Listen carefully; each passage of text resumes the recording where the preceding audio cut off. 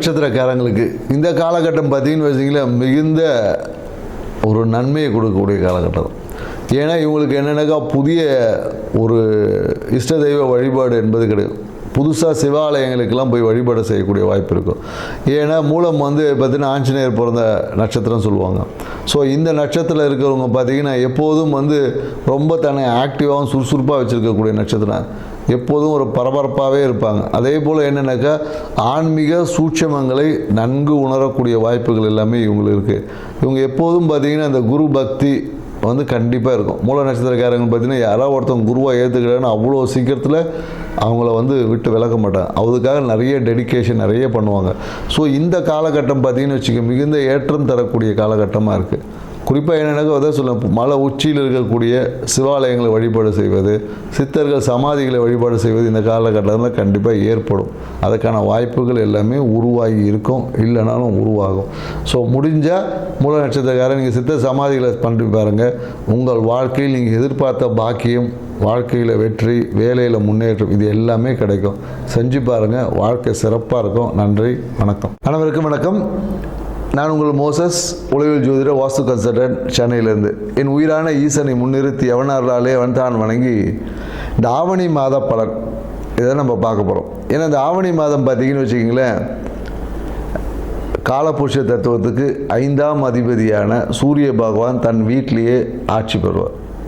So அப்போ ஆட்சி பெறும்போது என்னென்னாக்கா இந்த பூர்வ புண்ணியம் என்பது இயற்கையாகவே இந்த காலகட்டத்தில் ரொம்ப செழிப்பாக இருக்கும், வளமாக இருக்கும் அப்படின்னு சொல்லுவாங்க. ஏன்னா நம்ம பூர்வ புண்ணியம் அப்படின்னோடனே உடனே நம்ம வந்து சொந்த ஊருக்கு தான் நினைப்போம். அப்படி கிடையாது. நமக்குள்ளேயும் ஒரு பூர்வ புண்ணியம் இருக்குது, நம்ம உடம்புக்குள்ளேயும் ஒரு பூர்வ புண்ணியம் தன்மைகள் இருக்குது. ஸோ அந்த தன்மை இந்த காலகட்டத்தில் பார்த்திங்கன்னா மிக செழிப்பாக இருக்கும்.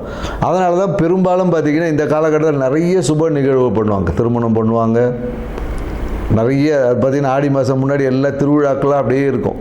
ஆவணி மாதம் பார்த்திங்கன்னா நிறைய சுப நிகழ்வுகள் பண்ணுவாங்க. ஏன்னா இந்த காலகட்டத்தில் சூரியனோட தன்மை நல்லா இருக்கும் போது, ஆத்மகாரகன் இல்லையா சூரியன். ஸோ அப்போ ஆத்ம பலம் வந்து இயற்கையாகவே எல்லாருக்கிட்டையும் பெருகி இருக்கும் இந்த காலகட்டத்தில். அதுவும் இந்த காலம் இன்னொன்றாக்கா இந்த வருஷம் பார்த்திங்கன்னு வச்சுக்கோங்க, கேது பகவானும் 5ஆம் இடத்துல இருக்கார். ஸோ அப்போ என்னென்னாக்கா கேது வந்து என்னென்னாக்கா ஞானக்காரகன். ஏன்னா பொதுவாக பார்த்திங்கன்னா சூரியன் வந்தால் பார்த்திங்கன்னா நம்ம ஆத்மகாரகன் சொல்கிறோம் இல்லையா.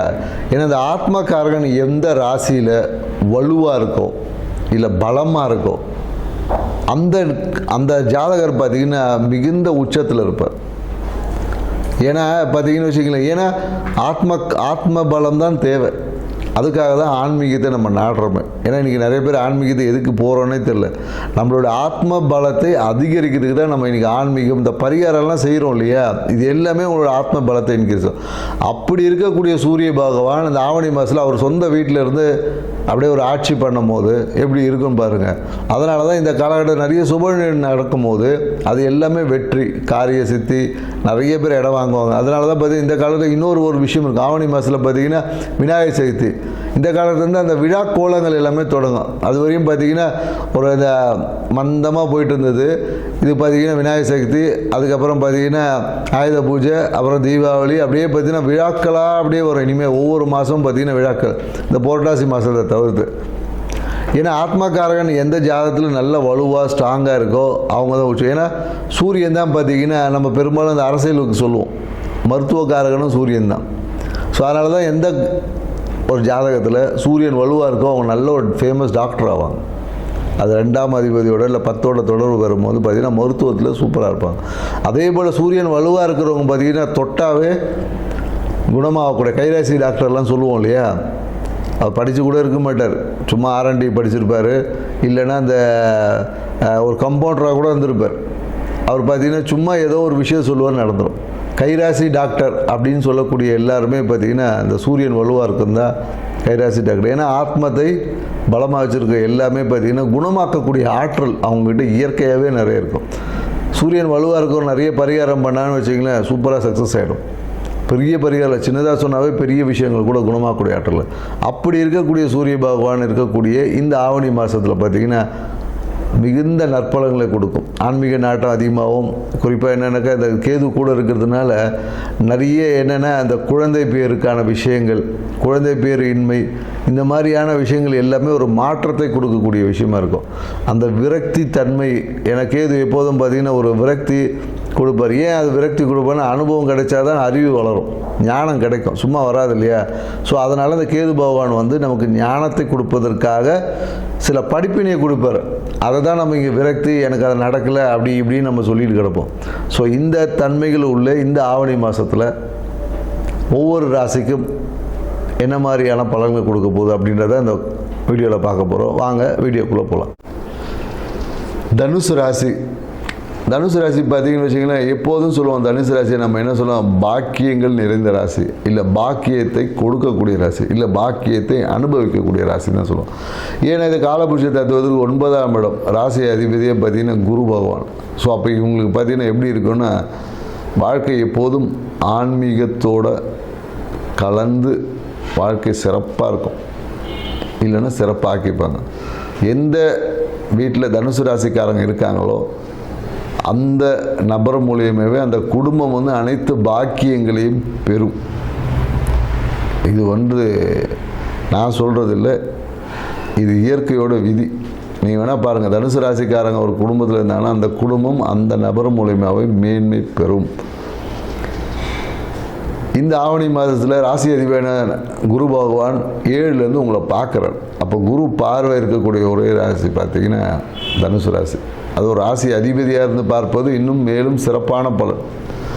அப்போ பார்த்தீங்கன்னு வச்சிங்களேன், இந்த காலகட்டத்தில் உங்களுடைய பொருளாதாரம் சிறப்பாக இருக்கும், எதிர்பார்த்த பொருளாதார உதவிகள் கிடைக்கும், எதிர்பார்த்த மன மகிழ்ச்சி வாழ்க்கையில் உண்டாகும். எல்லாமே இந்த சூழ்நிலைகள் வந்து உங்களுக்கு அமைச்சு கொடுக்கும். நீங்கள் எடுத்த முயற்சிகள் வெற்றி அடையும். ஸோ இந்த காலகட்டத்தில் நீங்கள் எடுத்த எல்லா விஷயங்களும் வெற்றி தான் சொல்லணும். ஆனால் சில விஷயங்களில் தனுசு ராசிக்காரர்கள் கொஞ்சம் கவனம் தேவை அப்படின்னு சொல்லுவோம். ஏன்னா சூழ்நிலைகள் உங்களுக்கு ரொம்ப சாதகமாக இருக்குது, அப்படியே நீங்கள் ரிலாக்ஸாக இருக்கும் போது நடுவில் வந்து ஏதாவது ஒரு நம்ம சாப்பிட்டுட்டே இருக்கும்போது திடீர்னு ஒரு பச்சை மிளகா காரம் வந்து கிடைக்கும் இல்லையா, அந்த மாதிரி சிறு பிரச்சனைகள், இடையூறுகள் இந்த காலகட்டத்தில் வந்து போகும். அதை மட்டும் நீங்கள் கவனித்து அதை ஃபோக்கஸ் பண்ணி சரி பண்ணிட்டீங்கன்னா உங்கள் வாழ்க்கை சிறப்பாக இருக்கும். ஏன்னா இந்த காலகட்டத்தில் நிறைய தனுசு ராசிக்காரங்க பார்த்திங்கன்னா இந்த மாந்திரிகம் சார்ந்த பிரச்சனையில், இல்லை மாந்திரிகம் சார்ந்த விஷயத்தில் சில பேர் பாதிப்பு ஏற்படுவதற்கான சாத்தியக்கூறுகள் இருக்குது. அதே போல் என்னென்னாக்கா தாய்க்காக, வீட்டுக்காக சில விரயங்கள் ஏற்படுவதற்கான சாத்தியக்கூறுகளும் இருக்குது.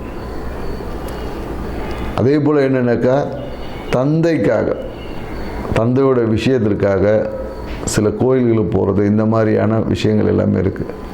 குறிப்பாக இந்த காலகட்டத்தில் என்னென்னாக்கா தனுசு ராசிக்காரங்க பார்த்திங்கன்னா மலை மேலே இருக்கக்கூடிய ஒரு சிவன் கோயிலை போய் பார்க்குறது, இல்லை மலை மேலே இருக்கக்கூடிய நிறைய கோயில் தரிசனம், இல்லை இந்த சித்தர்கள் சமாதிகளை போய் பார்ப்பது, இந்த மாதிரி எல்லாமே விஷயம் ஏற்பட்டும். ஆல்ரெடி அதுக்கான விஷயம்லாம் நடந்திருக்கும், இல்லை தொடங்கியிருக்கும். மேலும் தொழில் சார்ந்த விஷயத்தில் ஒரு சிறிய அழுத்தம் வந்து இருக்கும். மனம் பார்த்திங்கன்னா ஒரு அழுத்தத்துலேயே தான் இருக்கும்.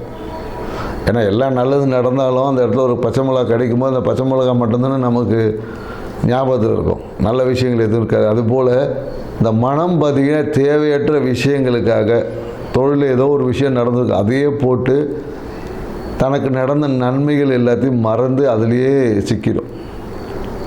வாழ்க்கை துணை சார்ந்த விஷயத்தில் இந்த காலகட்டத்தில் நிறைய நன்மைகள் நடக்கும்.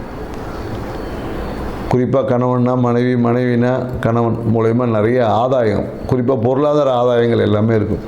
இந்த காலகட்டத்தில் தங்க நகை வாங்கிறது, இல்லை தங்க நகையை மீட்டெடுப்பது, இந்த மாதிரியான நிறைய முயற்சிகள்லாம் தனுசு ராசிக்காரர்கள் ஈடுபட்டிருப்பாங்க.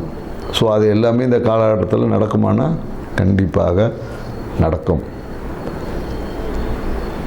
மேலும் என்னென்னாக்கா இவங்களுக்கு அந்த நோய் அப்படின்னு நம்ம சொல்லும் போது என்னென்னாக்கா இந்த நீர்த்தன்மையால், குறிப்பாக இந்த காலத்தில் ஹார்மோன் பிரச்சனைகள் வருவதற்கான வாய்ப்புகள் இருக்குது அப்படின்னு சொல்லலாம்.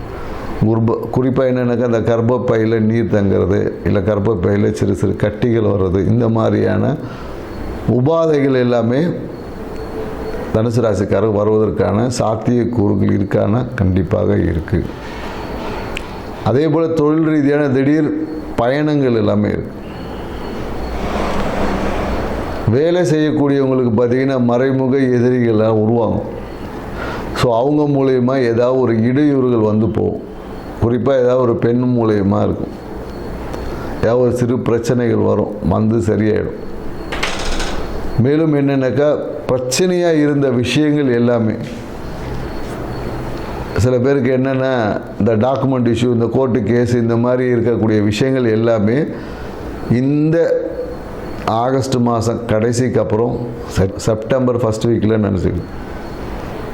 செப்டம்பர் ஃபஸ்ட் வீக்கில் பார்த்தீங்கன்னு வச்சுக்கிங்களேன், இந்த கோர்ட்டு கேஸ் வெற்றி அடையுது, இல்லை ஏதாவது ஒரு செட்டில்மெண்ட் பார்த்தீங்கன்னா டாக்குமெண்ட் கொடுக்காம பெண்டிங் இருக்கும். இந்த மாதிரியான நிகழ்வுகள் எல்லாமே இந்த செப்டம்பர் முதல் வாரத்தில் உங்களுக்கு நடக்கும். கோர்ட்டு கேஸு இந்த மாதிரி விஷயங்கள் எல்லாமே வெற்றி அடையிறதுக்கான வாய்ப்புகளும் அப்போ உருவாகும். ஸோ அதனால் இவ்வளோ நாள் பெண்டிங்காக இருந்துச்சு, என்னடா நடக்கலையே, ஏதோ ஒரு விஷயங்கள் டாக்குமெண்ட் சார்ந்த விஷயங்கள் ஈர்த்தடிச்சிருந்த விஷயம் எல்லாமே இந்த செப்டம்பர் முதல் வாரத்துக்கு அப்புறம் எல்லாமே சரியாகி த்ரூவாகி உங்களுக்கு எல்லாமே நடக்கும். அதே போல் என்னன்னாக்கா இந்த நிறைய தனுசு ராசிக்காரங்களுக்கு பார்த்திங்கன்னா திருமணமும் இந்த காலகட்டத்தில் கை கொடுமானா கண்டிப்பாக கொடுக்கும். செப்டம்பர் ஃபஸ்ட் வீக் அப்புறம் பார்த்திங்கன்னா திருமணம் வச்சிங்கன்னா சூப்பராக இருக்கும். அதுக்கு முன்னாடி வச்சிங்கன்னா ஏதாவது நாள் சரியில்லை, கல்யாணம் பண்ணுறவங்க நல்லா செட் ஆகலை அப்படின்னு ஏதாவது இந்த மாதிரி ரீசனாலேயே தள்ளி போக வாய்ப்புகள் இருக்குது. அதனால் தனுசு ராசிக்காரங்களாக இருந்தால் திருமணம் செய்ய ஏற்பாடு செய்தீங்கன்னா நீங்கள் செப்டம்பர் ஃபஸ்ட் வீக்கு அப்புறமா ட்ரை பண்ணி பாருங்கள், கண்டிப்பாக உங்களுக்கு நடக்கும். இந்த ஆவணி மாதத்தை உங்கள் வாழ்க்கையில் சிறப்பான ஒரு ஆவணி மாதமாக மாற்றணும்னா நீங்கள் என்ன செய்யலாம் அப்படின்னு பார்த்தீங்கன்னா, மலை உச்சியில் இருக்கக்கூடிய சிவாலயங்களுக்கு சென்று வழிபாடு செய்வது சிறப்பான பலனை தரும். குறிப்பாக இந்த சித்தர்கள் சமாதி உள்ள சிவாலய வழிபாடு உங்கள் வாழ்வில் ஏற்றத்தை கொடுக்கும், மன மகிழ்ச்சி அதிகரிக்கும், லாபத்தை பெருக்கும். செஞ்சு பார்த்து வாழ்க்கையில் சிறப்படைங்க. நன்றி, வணக்கம்.